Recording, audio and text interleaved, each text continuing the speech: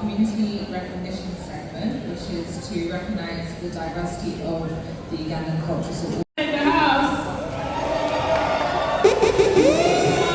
When you're putting in the house, do we have Masaka in the house? Our chica, Iteso. Good, Lani. And Charlie, Biku.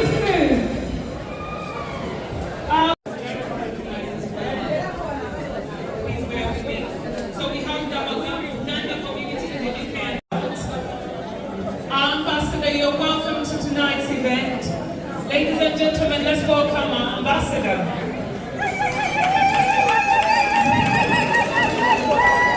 Thank you for honoring us tonight with your time and presence.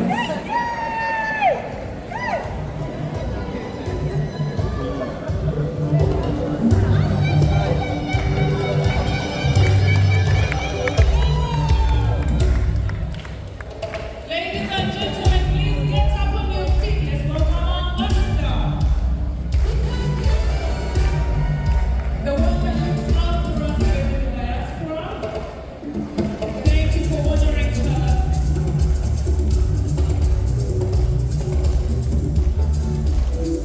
Thank you very much.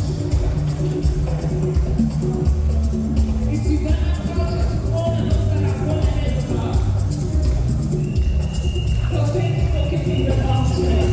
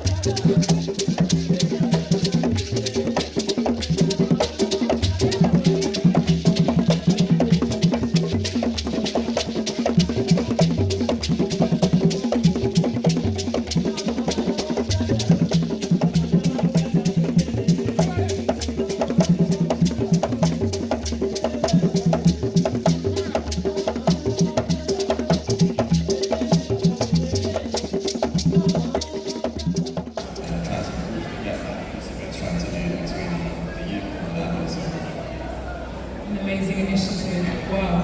So what we're talking about tonight is really to talk. We want to understand from the adults, me and with the young ones. So the adults on that side, I don't know what they're going to talk about. Me, I know what we're going to talk about. We're going to talk about what it means to be Ugandan in UK, how you understand it. And then the adults, I don't know what their topic is for us, we're just going to tell us how we feel about being Ugandans in the community, what makes us feel that way. So we'll start with how you feel and what makes you feel that way, and how you envision yourself or the other youth, your age mates in this case, within this country, really. For me personally, I enjoy my experience being Ugandan in the UK. It feels a bit more like the adults everywhere. Us teams seem to keep us together as much as they try to. So I've managed to keep good touch with the culture between them.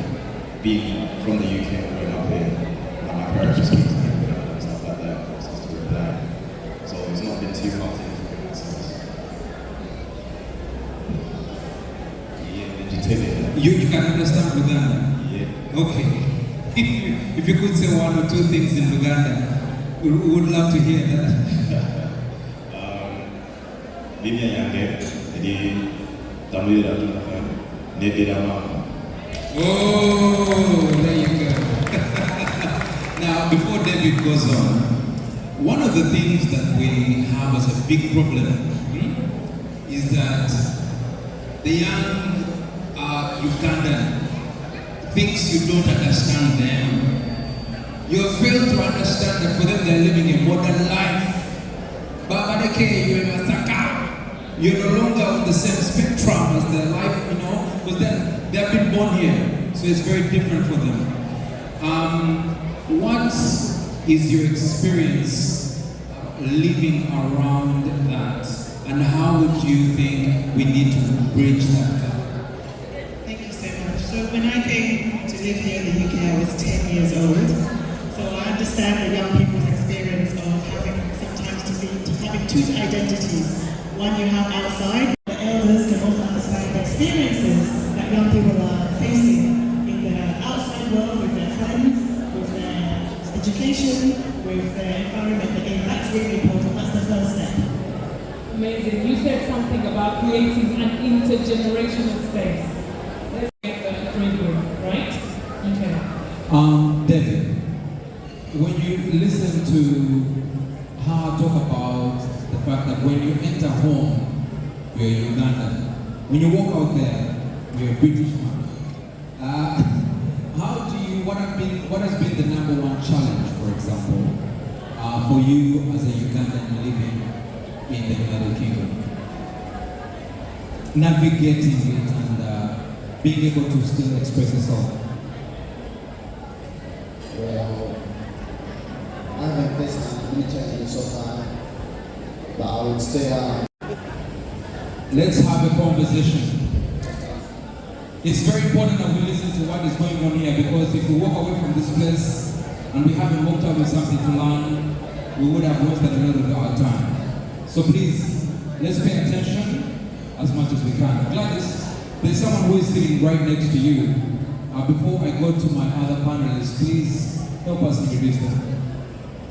They have a mouth of their own and they're very sharp in delivery. Of course, you see, you're the queen of the queens. You know? Listen, I might not do the job justice. Ladies and gentlemen, welcome our one and only Miss Uganda UK 2025-2026. Good evening, ladies and gentlemen. I'm Rebecca Mukasa, and as Gala said, the current Miss Uganda UK 2025-2026. It's an honour to be here to celebrate Ugandans and Diaspora, and just to come to connect, to gather as one, to network, and to know that as Ugandans we are united. I told you when she finishes the introduction, I'll have nothing else to add. Okay, carry on, please. Gladys, the reason as to why we're here is to bridge the gap, yes. Number one. And I have to my far left a lady that I'm very sure has a lot of experience. I agree. Especially with the way she's dressed. I see that she is representing the very best of Uganda. I agree. We have very many cultures here, and you meet your children or your friends or your auntie's children, or you even meet friends that are just normally in there. Do you find it easy to navigate as a Ugandan with these young people that we are having around us today on a daily basis, and how have you been able to do that with the time here? Thank you very much. So, first of all, I'm a mother. My son is 17 years old. Well, that's my amazing. daughter is 14 years old. So, I'm going to speak from my experience as a parent of teenagers.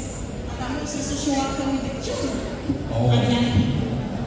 So, like what my sister here said earlier, it's about meeting young people here almost halfway.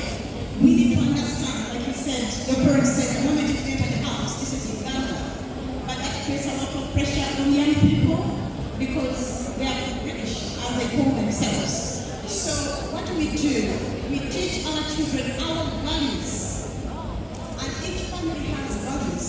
Others have religious values, cultural values. You know, you are lucky that you speak your language in Uganda.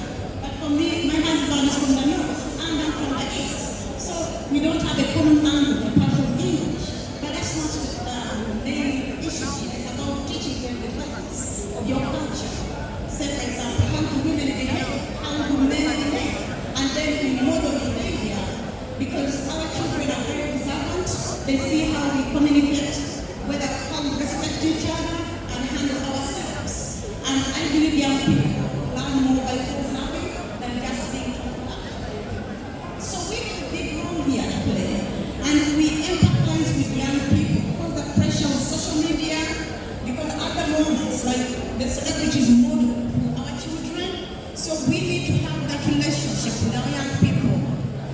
Have a friend, you know, what can I say? I don't want to say be your child's friend, but have that relationship that your child can talk to you about what they have had. You know, my daughter can with all these things from AI, from Google and everything. And then I have also to know those things. And I don't want to guess. Sometimes I tell my child, I don't know, I'm going to find out. Because I don't want to give them information. What I want to say to parents is that we need also to adapt. We cannot operate like we're still in Uganda. That's true, yeah. Whoa, that's a heavy one. That's a very heavy one. But if I'm going to adapt, does that mean I'm diluting my culture as a Ugandan parent? Because if I dilute, then I might be delivering substandard culture. I'll respond to that. So when I said that, for example, back home, we never questioned. They just told you what to do and you had to do it. My daughter, at her age, can ask why. And I don't find that to be disrespectful. Because that is the society here. Children are told to ask, to be curious. So I think that's adapting. When you listen, when you're comfortable with questions. And now things like, like having the rules. Yes. We don't smart. We call that adapting as well. We were smart and they got a No, is it true that they don't smart at home, parents? Tell us the youth. David, have you ever been smart at home? You are talking to the social workers. If they smart trying, they escalate. This is very interesting, coming from our perspective.